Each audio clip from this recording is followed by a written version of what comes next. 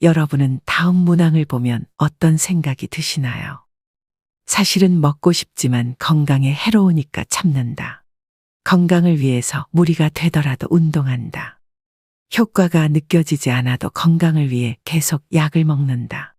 맞는 얘기 아니야 하고 생각되시나요?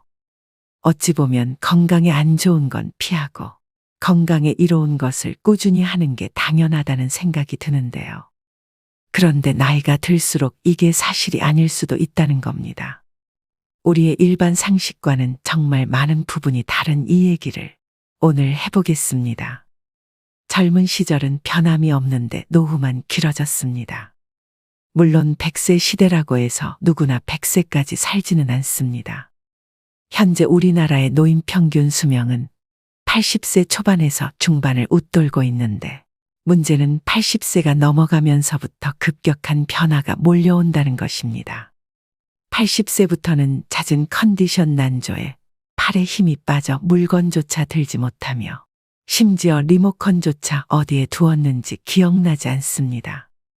그리고 배우자나 가까운 사람의 죽음으로 하루아침에 고독과 절망에 사로잡히는 등 순식간에 생로병사의 거대한 벽이 거친 파도처럼 덮쳐올 것입니다.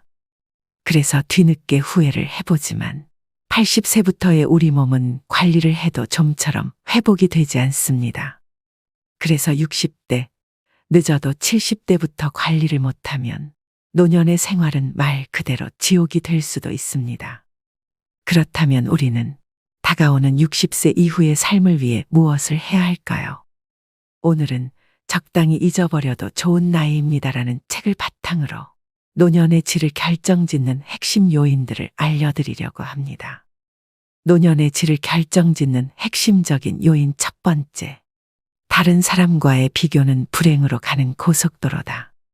퇴직이 얼마 남지 않은 50대에 남과 비교하는 것은 전혀 도움이 안 된다. 동창생 누구는 어디에 20억짜리 집이 있는데 난 뭐하고 살았나. 죽을 때까지 넉넉한 연금이 나오는 공무원을 했어야 하는데 쥐꼬리만한 연금으로 난 어떻게 사나. 이런 식의 후회를 하다 보면 자신이 무능하게 느껴지고 사회 시스템이 불만스럽게 여겨진다. 더 나쁜 것은 이제라도 만회해보겠다며 무리하게 투자하거나 사업을 벌이는 것이다. 아무리 수명이 연장됐다 해도 50대는 인생이 꺾이는 나이다. 계절로 치면 씨 뿌리고 키우는 때가 아니라 거둬들이는 시기다. 물론 50대에도 새로운 일에 도전하고 모험도 할 수 있다. 하지만 실패할 경우 만회할 시간이 충분치 않을 수 있다는 점, 체력이 떨어지고 있다는 점을 감안해야 한다. 돈이든 체력이든 가정이든 지킬 수 있는 범위 내에서 도전과 모험의 범위를 국한시키는 것이 현명하고 남과 비교하지 않고 자신의 현재 모습에 감사하는 것이 지혜롭다. 노년의 질을 결정짓는 핵심적인 요인 두 번째. 빈털터리로 죽기로 결심한다. 퇴직을 하고 소득이 없어지면 자산이나 예금 잔고를 털어 생활비에 보태야 한다. 집을 맡기고 주택연금을 받았어야 할 수도 있다. 문제는 자산이 줄면 불안해지고 자식에게 집이라도 남겨야지 하는 미련 때문에 주택연금에 가입하기도 꺼려진다는 점이다. 재산을 모두 써버리고 빈털터리로 죽기로 마음먹는다면 우리는 살아있는 내내 적절한 부를 누릴 수 있다. 또 곶감은 빼먹는 것이라며 재산을 남길 생각하지 말고 다 써버릴 생각을 해야 한다. 몇 살까지 살지 모르는데 죽기 전에 재산을 다 써버리면 어떻게 하느냐고 반문할 수도 있다. 하지만 재산을 탕진하라는 것이 아니다. 돈을 남길 욕심을 거두고 검소하게 생활한다면 대부분의 경우 죽을 때까지 먹고 살 수는 있다는 얘기다. 노년의 질을 결정짓는 핵심적인 요인 세 번째. 친구는 없어도 괜찮다. 어떤 사람은 혼자 있는 시간을 견디지 못하고 늘 다른 사람과 연결되어 있기를 원합니다. 하지만 허울뿐인 관계의 마음은 여전히 공허하고 집단 안에 있을수록 오히려 고독을 느끼죠. 그리고 그 고독을 메우기 위해 타인을 더욱 더 갈망하게 됩니다. 하지만 한번 혼자여도 괜찮다고 각오를 다지고 나면 이런 악순환의 고리를 끊을 수 있습니다. 홀로 있는 시간 동안 자기 자신을 찬찬히 되돌아보면 가치관 또한 또렷해집니다. 지금 이대로도 충분하다는 만족감이 생기고 자존감도 높아지죠. 나아가 다른 사람에게 물들지 않는 자신만의 사고 방식이 생기고 남과 다른 특별한 삶이 열리기도 합니다. 남편을 먼저 떠나보내고 혼자 남은 스카코 씨는 고립되어 있지 않았습니다. 단골 레스토랑의 셰프, 헬스클럽의 트레이너, 일을 함께하는 동료 등 다양한 사람과 관계를 이어가고 있었습니다. 마음속을 속속들이 내보일 만큼 깊은 인간관계가 아니라 적당한 거리감을 유지하는 느슨한 관계. 그런 관계가 사람을 더욱 성숙하게 하고 노년의 삶을 살아가는 데 있어 중요한 안전망이 되어줍니다. 나이가 들수록 오늘 갈 곳과 오늘 할 일이 무엇보다 중요합니다. 반려견과 산책하며 학교 가는 아이들을 지켜보는 등 사회와의 접점을 놓지 않으면 그것으로 충분합니다. 노년의 질을 결정짓는 핵심적인 요인 네 번째. 살을 빼야 한다는 고정관념을 버린다. 60세는 건강한 몸을 만드는 여정의 중대한 관문입니다.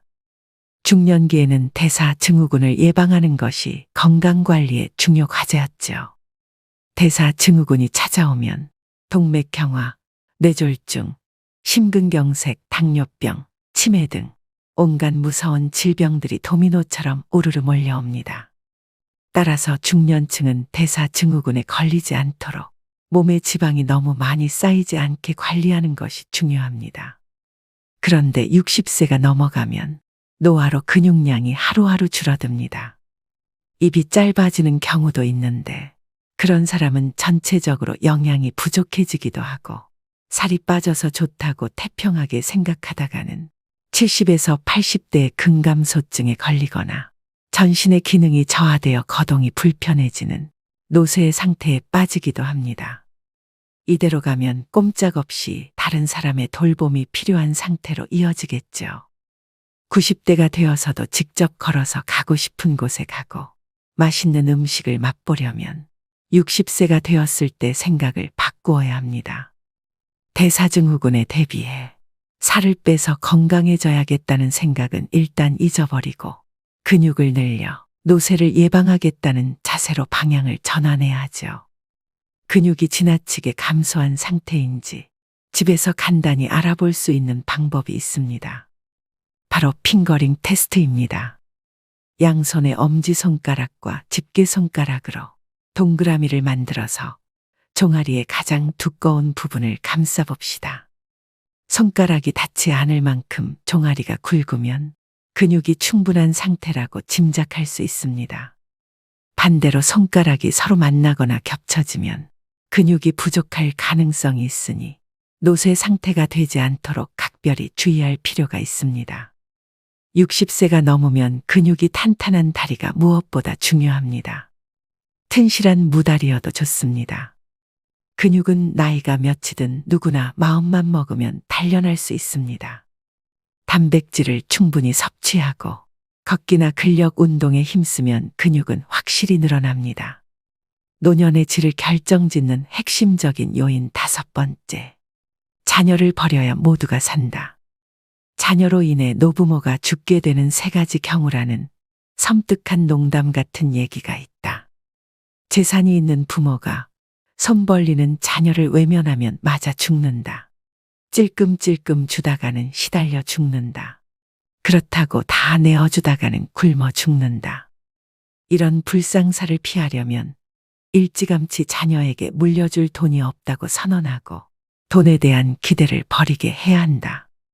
다 큰 자식을 결혼도 시켜주고 집도 마련해주고 결혼 후에도 물심양면으로 도와줄 것이 없을까 기웃거리는 것은 사랑이 아니라 자녀의 독립을 막는 독이다.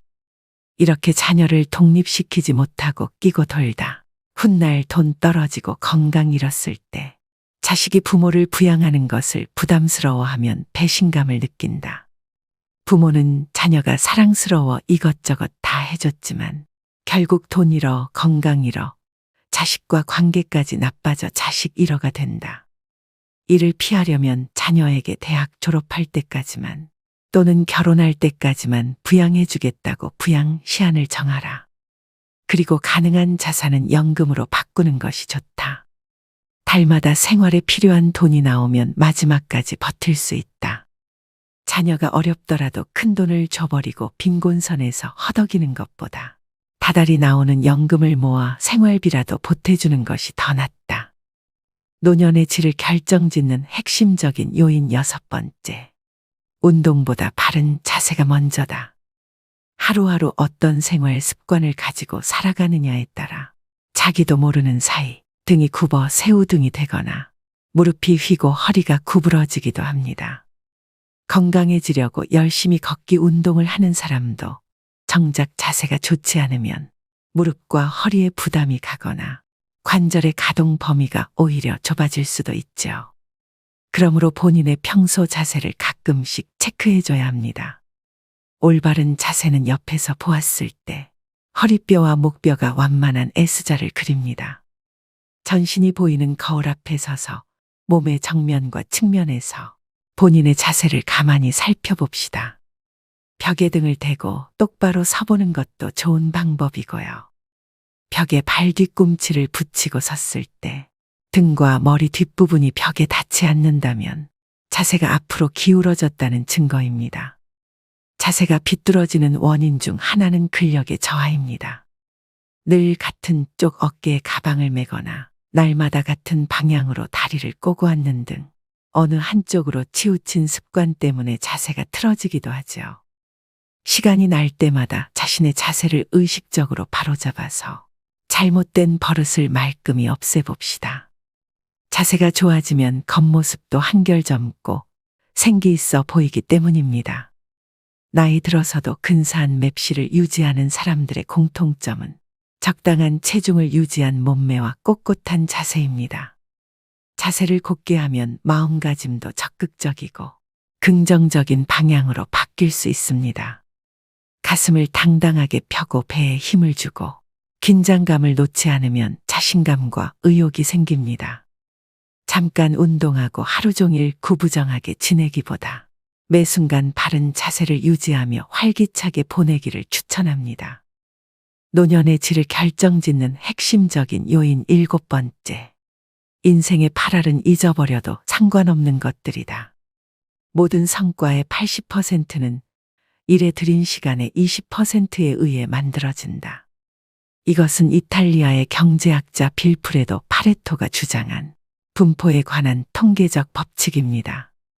파레토 법칙이나 20대 80 법칙이라고도 불리죠. 20%의 일개미가 전체 식량의 80%를 책임진다는 이야기도 같은 맥락입니다. 개미를 자세히 관찰해 보면 모든 개미가 똑같이 일하지 않는다는 사실을 알 수 있습니다. 부지런히 일하는 개미가 20% 정도라면 일하지 않는 게으른 개미도 20%입니다. 부지런히 일하던 개미가 지쳐 쓰러지면 일하지 않던 개미가 팔을 걷어붙이니 결국 한 개미집에서 열심히 일하는 개미의 비율은 변하지 않습니다. 인생도 그렇습니다. 나라는 사람의 중심이자 나를 나답게 만드는 무언가, 밥도 잠도 있고 몰두할 수 있는 무언가는 20% 안에 있습니다. 이것만 꼭 붙잡으면 인생이 80%는 잊어버려도 상관없습니다. 우리 모두 이미 경험한 바 있지 않나요? 화려한 레스토랑에 가서 식사를 하거나 값비싼 차의 주인이 되는 것, 남부럽지 않는 집에서 사는 것 등은 그리 중요하지 않습니다. 이런 건 잊어버려도 좋은 80%이죠. 가족과 밥 한 끼 함께 할 수 있는 시간, 내 발로 걸어서 산책할 수 있는 체력, 내가 좋아하는 음악을 듣거나 책을 읽을 수 있는 공간이 있다면 나머지는 아무래도 좋습니다. 20대 80 법칙을 적용해보면 일도 인생도 크게 달라집니다. 60 이후, 이제는 정말 중요한 인생의 이할에 집중해보면 어떨까요? 오늘의 영상 어떠셨나요? 노년은 쇠퇴하는 시기라는 인식이 팽배하지만 사실 인생 후반은 자녀를 독립시키고 사회생활에서도 일선에서 물러나 홀가분해지는 시기입니다. 그동안 쌓아온 경험은 세상이 말하는 정답에 얽매이지 않고 나만의 해답을 찾을 수 있는 여유를 선사합니다. 비로소 온전히 자유로워질 수 있는 시간을 맞이하는 것입니다. 이 시간을 충만하게 누리는 비결은 스스로를 웃어넘기는 데 있습니다. 긴장을 내려놓고 작은 실수 정도는 웃어넘기는 용기가 필요합니다. 그런 나를 보며 다른 사람이 함께 웃을 수 있다면 더욱 좋습니다. 또한 타인도 용서하고 나 자신도 용서하는 아량이 필요합니다. 누군가로 인해 기분 상하는 일이 생기면 그 사람을 용서해주고 내가 잘못했을 때도 스스로 한 번 더 용서해주는 너그러움을 길러야 합니다. 한편 행복이 무엇인지, 어떻게 하면 행복해지는지 지나치게 고민하지 않는 것도 중요합니다. 어렵게 생각하면 일상 속의 작은 행복들을 놓치기 때문입니다. 몸을 움직이면 자연히 심장 박동수가 높아지고 체온이 올라가며 행복 호르몬이라 불리는 세로토닌과 도파민, 성장 호르몬이 분비됩니다. 인터벌 걷기, 근력 운동 등 간단한 운동으로 행복을 쌓아가야 합니다. 만족스러운 노년을 준비하는 방법은 이처럼 단순하고 쉽습니다. 여유로운 태도로 삶의 군사를 과감히 덜어내고 허벅지 근육과 있는 힘 기르기에 집중한다면 누구나 행복한 노년을 맞이할 수 있을 것입니다. 사회적 평가에서도 자유로워져야 합니다. 성적, 출신 대학, 회사, 연봉 등으로 평가받던 시기는 이미 지나갔습니다. 최선을 다해 살아왔다면 그것으로 충분합니다. 외부의 평가나 수많은 고정관념들에 사로잡혀 있으면 본인만 괴로울 뿐입니다. 또한 더 이상 남자다울 필요도 여자다울 필요도 없습니다. 이제는 남녀를 뛰어넘어 본연의 내가 되는 시기입니다. 좋은 사람이 되려고 애쓸 필요도 없습니다. 남에게 좋은 사람이라는 말을 들으려는 노력을 그만두고 스스로에게 솔직하고 충실한 시간을 보내는 데 열중해야 합니다. 100세 시대, 인생의 절반을 넘긴 사람이라면 누구나 그동안 삶의 현장에서 고군분투해온 탓에 몸도 마음도 지쳐 있을 것입니다. 이제 살아가는 방식을 바꿔야 합니다. 세상의 기준, 타인의 평가, 불필요한 의무감과 인간관계는 모두 홀가분하게 잊어버리셔야 됩니다. 자신에게 정말 소중하고 본질적인 것에만 집중하는 지혜로 앞으로의 시간을 채워나가세요. 단단한 허벅지 근육, 그리고 중요하지 않은 것들을 가뿐히 있는 힘이 있다면 다가오는 인생 후반전은 온전히 자유로워질 수 있는 축복의 시간입니다. 마지막으로 좋은 글 읽어드리며 오늘의 영상 마무리하겠습니다. 인생을 행복하게 하는 10가지. 첫 번째, 상쾌한 기분으로 깨어나라. 아이러니하게도 깨어있을 때 행복하려면 잠자리에서 충분한 시간을 보내야 한다는 것을 명심해야 한다. 반드시 충분한 수면을 취하라. 두 번째, 사랑을 찾아라. 당신을 사랑하는 누군가를 곁에 두면 행복감을 되찾을 수 있다. 세 번째, 건강을 유지하라. 인체, 특히 두뇌는 신체적으로 건강할 때 제 기능을 가장 잘 발휘한다. 그저 왕성하게 활동하고 가장 마음에 드는 방법으로 운동하라. 네 번째, 목표를 가져라. 가장 기본적인 목표라도 일단 세우고 나면 그것을 달성하는 데 전념할 수 있을 것이다. 여러 작은 목표를 세우고 각각의 목표 달성에 힘쓰라. 다섯 번째, 보금자리를 꾸며라. 둥지는 안전하고 따뜻하고 보호를 받는다고 느낄 수 있는 곳이다. 집, 침실, 심지어 화장실이라도 긴장을 풀 수 있는 장소를 마련하라. 여섯 번째, 자신의 페이스를 지켜라. 때때로 지나치게 많은 일을 떠맡기 쉽다. 게으름을 옹호하는 것은 아니지만 너무 많은 부담을 지는 일은 가급적 피해야 한다. 일곱 번째, 대접할 계획을 세워라. 어떤 특정한 일을 달성할 때마다 보상으로 자신에게 한턱 내라. 스스로 자신에게 대접하는 법을 익혀서 당장 시작하도록 하라. 8번째, 선물을 주어라. 다른 사람들을 행복하게 하는 것은 자신이 행복해지는 가장 좋은 방법 중 하나이다. 아낌없이 주는 친구가 되면 이자까지 돌아오게 된다. 9번째, 관대해져라. 다른 사람들의 걱정거리에 동정을 표하되 그들을 극진히 사랑하는 것이 아니라면 그들의 슬픔에 물들지 않도록 노력하라. 10번째, 놀아라. 우리는 아이이기를 멈추는 순간 노는 것을 잊어버린다. 특히 배우자와의 놀이는 어떤 골칫거리도 잊게 하고 웃게 만들어준다. 세상의 참된 주인공은 당신입니다. 세상이 아무리 험악할지라도 진정 사랑을 거부하는 사람은 없습니다. 누구든 정말 자신을 사랑하는 사람이 있다는 것을 알면 그는 희망을 갖게 됩니다. 그리고 자신을 둘러싼 문제가 무엇이든 간에 이겨낼 힘을 얻습니다. 세상 모든 사람에게 필요한 것은 사랑입니다. 어려움을 만난 사람에게는 더욱 더 사랑이 필요하지요. 사람마다 자기가 좋아하는 유형이 있습니다.